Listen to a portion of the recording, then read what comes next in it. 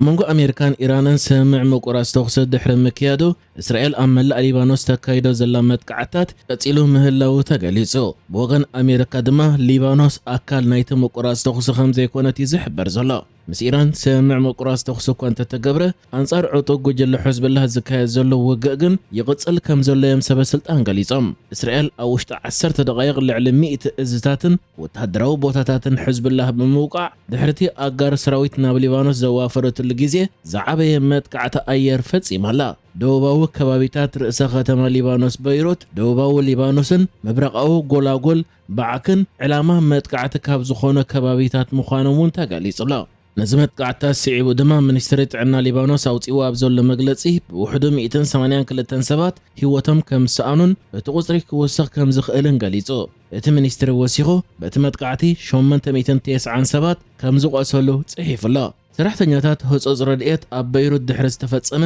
መጠነ ሰፊሕ መጥቃዕቲ ነፈርቲ ኣብ ፍርስራስ ህንጻታት ዝተደምኑ ሰባት ንምድሓን ሰዓታት ድልያ ከም ዘካየዱውን ተሓቢሩ እዚ መጥቃዕቲ ዝፍጸም ዘሎ ቤት ጽሕፈት ቀዳማይ ሚኒስትር እስራኤል ቤንያሚን ናታንያሁ ፓኪስታን እቲ ዕርቂ ኣብ ሊባኖስ ንዝካየድ ዘሎ ግጭት እውን ዘጠቓለለ ይንዝብል ድሕሪ ምንጻግ እዩ ኣብ ዋሽንግቶን ጸሓፊት ፕረስ ፕሬዚደንት ኣሜሪካ ዶናልድ ትራምፕ ዝኾነት ካሮሊን ሌቪት ሊባኖስ ኣካል ናይቲ ስምምዕ ከም ዘይኮነት ገሊጻላ እቲ ስምምዕ ካብ ዝግለጽ ንድሓር ዝኾነ መጥቃዕቲ ከም ዝፈጸመ ዘይገለጸ ሕዝብላህ ገብረ መልሲ ናይ መሃብ መሰሎ ዝተሓለወ ምዃኑ ብምግላጽ ተመዛበልቲ ስድራ ቤታት ናብ ሃገሮም ክምለሱ ቅድሚ ምፍታን ወግዓዊ ተኹሲ ደው ምባል ክሳብ ዝብጻሕ ክጽበዮ ኣጠንቂቑሎ ፕሬዚደንት ሊባኖስ ብወገኑ ሊባኖስ ኣብ መስርሕ ዞባዊ ሰላም ምስራሕ ክትቅጽል ምዃና ሓቢሩ መንጎ ሕዝብላህን እስራኤልን ንዓሰርታት ዓመታት ዝቐጸለ ግጭት ሕጂ እውን ብሓያል መልክዑ ይቀጽል ዘሎ እስራኤል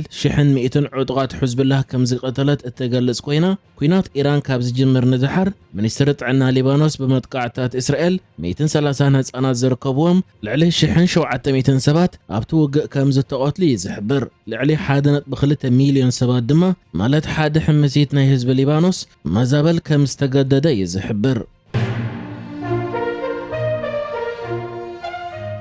ፕሮግራም ልምዓት ውድብ ሕብራት ሃገራት ኣብ ኤርትራ ናብ መቀለጣፍ ቆጠባዊ ዘመናውነትን ስርዓትን ንግድን ንምምቻእን ብዝወሰደ ስጉምቲ ሓድሽ ዝተረቐቐ ዲጂታላዊ ስርዓት ምሕደራ ጉምሩክ ከም ዝመረቐ ተገሊጹ ዝነበረ ኮይኑ ዝሓለፈ ወርሒ 3 ድማ ኣብ መጀመርታ ናብ ስራሕ ክኣቱ እንከሎ ሕጂ እዚ ናይ ውድብ ሕብራት ሃገራት ትካል ኣውፂዎ ኣብ ዘሎ መግለጺ ውጽኢት ናይቲ ዘተኣታተወ ሓድሽ ዝተረቐቐ ዲጂታላዊ ስርዓት ምሕደራ ጉምሩክ ብሉጽ ውጽኢት ተረኺቡሉ ምህላው ዕላው ገይሩ ፕሮግራም ልምዓት ውድብ ሕብራት ሃገራት ብመንገዲ ዕላዊ ናይ ማሕበራዊ ገጻት ኢንተርኔት ሕሳባት ገይሩ ዘርጊሕዎ ኣብ ዘሎ ጽሑፍ ድሕሪ ሓደ ወርሒ ጥራይ ዝተረኽበ ውጽኢት ባዕሉ ይዛረብ ድሕሪ ምባል ናይ መስርሕ ግዜ ብዓቢኡ ከም ዝጎደለ እቲ መስርሕ ሕጂ ዝያዳ ተዓጻጻፍን ቁልጡፍን ኮይኑ ከም ዘሎን እቲ ሓድሽ ዲጂታላዊ ስርዓት ከዓ ኣብ ንጥፈታት ጉምሩክ ልዑል ጽልዋ የሕዲሩ ከም ዘሎን ሰራሕተኛታት ከዓ ድሮ ዕግበቶም ገሊጾም ምህላዎምን ገሊጹ በጀካ ዝውን ሳላ ዝተመሓየሸ ቅልጣፈን ብቕዓትን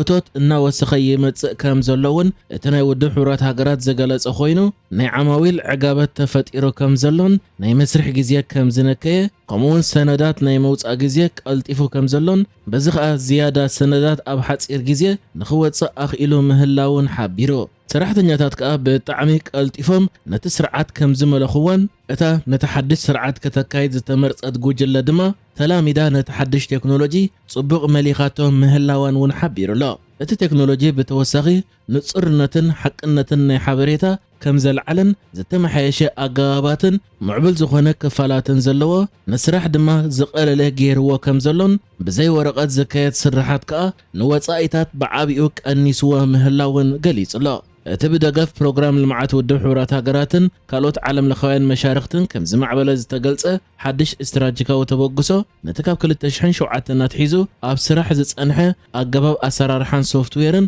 ሙሉእ ብምሉእ ናብ ዘመናውን ተዓጻጻፍን ዲጂታላዊ መድረኽ ዝትክእ ምዃኑ ተገሊጹ ነይሩ እዩ በኣስኩዳ ወርልድ ዝፍለጥ ሓድሽ ስርዓት ብዋዕላ ውድብ ሕብራት ሃገራትን ንግድን ልምዓትን ዝተዳለወ ክኸውን እንከሎ ኣብ ልዕሊ 100 ሃገራት ኣብ ስራሕ ዝኣተወ እዩ ሕጂ ድማ ናብ ስራሕ ካብ ዝኣታት ሒዙ ኣብ ኤርትራ ኣብ ውሽጢ ወርሒ ፍሉይ ዝኾነ ውጽኢት ብምምዝጋብ ልዑል ዕጋበት ፈጢሩ ከም ዘሎ ናይ ውድብ ሕብራት ሃገራት ዝኾነ ፕሮግራም ልምዓት ውድብ ሕብራት ሃገራት ብመንገዲ ናይ ማሕበራዊ ገጻት ኢንተርኔት ሕሳባቱ ገሊጹ ይርከብ ኣብ ሕብረት መንግስታት ኣሜሪካ ግዚያዊ መንበሪ ፍቃድ ዘውሃቦም ግዚያዊ ሕጋዊ ሓለዋ ዝነበሮም 5000 ኢትዮጵያውያን ስደተኛታት ካብታ ሃገር ንኽወፁ ፕሬዝደንት ኣሜሪካ ዶናልድ ትራምፕ ድሕሪ ዝወሰዶ ውሳነ ሓደ ናይ ፌደራል ዳኛ ኣሜሪካ ነቲ ውሳነ ደው ከም ዘበሎ ጸብጻብ ሮይተርስ ገሊጹ። ኣብ ሕብረት መንግስታት ኣሜሪካ ብመሰረት ሕጊ ናይቲ ሃገር ከምዚ ዓይነት ግዚያዊ ሓለዋ ዝወሃቦም ዜጋታት ናይ ካልኦት ሃገራቶም ኣብ ውግእ ኣብ ባህርያዊ ሓደጋ ከምኡ ድማ ኣብ ትሕቲ ካልእ ፍሉይ ክነብሩሉ ዘይክእሉ ኩነታት መዝህልዎ ጥራይ ዝወሃቦም። እቶም ስደተኛታት ኣብ ኣሜሪካ ብዘይ ፍርሒ ናይ ምስጓግ ክነብሩን ክሰርሑን ይዘኽእሎም። ዶናልድ ትራምፕ ድማ ነዚ ሕጋዊ መሰልዩ ካብ 5000 ኢትዮጵያውያን የሕዲጎ ክሰጎም ዝወሰነ። ይኹን እምበር እቲ ውሳነ ሕጂ ሕጋዊ ኣይኮነን ብዝብል ብሓደ ናይ ኣሜሪካ ናይ ፌደራል ዳኛ ተዓጊቱ ይዝርከብ። ምሕዳር ዶናልድ ትራምፕ ግን ነዚ በዚ ዳኛ ተወሲዱ ዘሎ ውሳነ ተቃዊሙ እዩ ዘሎ። እዚ ሕጂ እዚ ዳኛ ወሲድዎ ዘሎ ውሳነ ከዓ መቐፀልታ ናይቲ ብዙሓት ናይ መንግስቲ ፌደራል ኣሜሪካ ደያኑ ኣንጻር ምምሕዳር ዶናልድ ትራምፕ ኣብ ጉዳይ ስደተኛታት ዝወስድዎ ዘለዉ ውሳነታት እዩ። ኤርትራ ነቲ ኢትዮጵያ በተደጋጋሚ ኣፍ ደገ ልኡላዊ ባሕሪ ብዝብል ዝቐርብ ዘሎ መግለጺ ናይ ዶክትሪን ስትራቴጂ ከም ዘይኮነን ናይ ሓሶት ትረኻይ ድሕሪ ምባል ሙሉእ ብሙሉእ ከም እትነጽጎ ገሊጻ። ኤርትራ ኣብቲ ሂባቶ ዘላ ግብረ መልሲ ኢትዮጵያ ብመሬት ዝተኸበበት ሃገር እያ። እዚ ጂኦግራፊያዊ ክውንነት እምበር በደል ኣይኮነን። መላእ ዓለም ብዓሰርታት ዝቑፀራ ብመሬት ዝተኸበባ ኣፍ ደገ ባሕሪ ዘይብለን ሃገራት ኣለዋ። ብንግዳዊ ስምዓትን ብዝተሰረተ ኣህጉራዊ ኣገባባትን ንግደንያን ዘመሓድራ። ኢትዮጵያ ንባዕላ እውን ናይ ወደብ ንግዳዊ ስምዓት ኣለዋ። ነዚ ንጎኒ ገዲፍካ ግን ብዋጋ ጎረቤት ሃገር ዝኾነ ልኡላዊ ሃገር ክእረም ዘለዎን ነገር ጌርካ ዳግማይ ምቕራጽ ሕጋዊ፣ ሞራላዊ ወይ ታሪኻዊ መሰረት የብሎን ብምባል ነቲ ብወገን ኢትዮጵያ ዝወፅእ ዘሎ ልኡላዊ ኣፍ ደገ ባሕሪ ዝብል መግለፂታት ካብ ክውንነት ዝረሓቐ ሕልሚ ብምባል እያ መልሲ ሂባትሉ ዘላ። ኤርትራ ኣብቲ መልሳ እቲ ዘገድስና እቲ ዝጥቀምሉ ዘሎ ቋንቋ እዩ። እዚ ዶክትሪን እዚ ብዛዕባ ተበጻሕነት